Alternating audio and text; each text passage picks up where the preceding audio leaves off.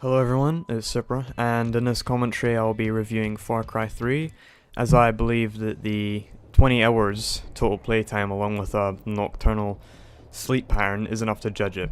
The gameplay is one of my first multiplayer matches, but I was familiar with the map layout. The game mode I don't understand. It seems the capture points are apparent only before the end of the game, because I'd played a match where we were losing quite badly, and we had none of the capture points, and at the end of the game we had just managed to capture all the capture points and we won. On to Far Cry 3, it's the game I was looking forward to since it was announced. I'd loved Far Cry 2, so I was excited for this over any other game that was released in the third or fourth quarter of this year, and it was the only game I bought this year other than Arma 2.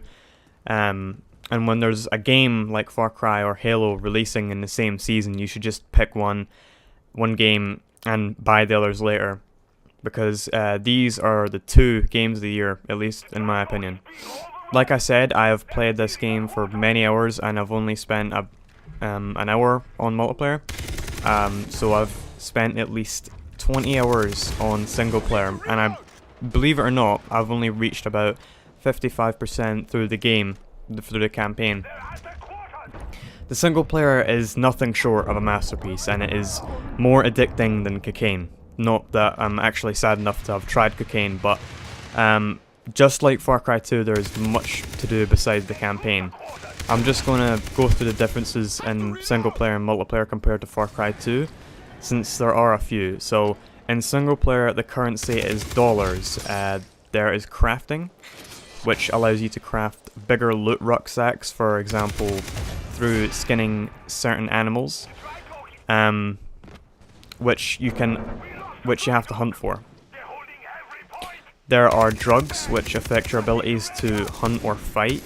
There is tagging, which allows you to keep an animal or enemy in your sight, kind of like a wall hack.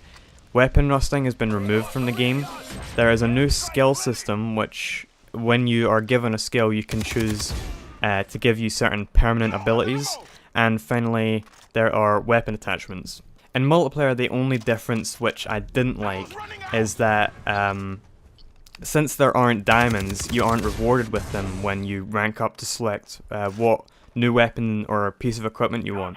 Instead, you're rewarded with what's available at that level, like any other FPS. For example, in this match I unlock an MP5, just because I'd ranked up. That's my review of multiplayer and single player. Not co-op yet, but hopefully I'll get some co-op gameplay in the future. A thing you should note if you're on PC is if you're a GeForce user, install the latest beta driver, as it will increase your FPS quite a bit if you have a GTX 670 or better. It hasn't fixed the artifacts that I've been experiencing though. I get these terrain glitches which will spasm and block my view, or or my screen will go like acid on colors and I'll be forced to restart the game.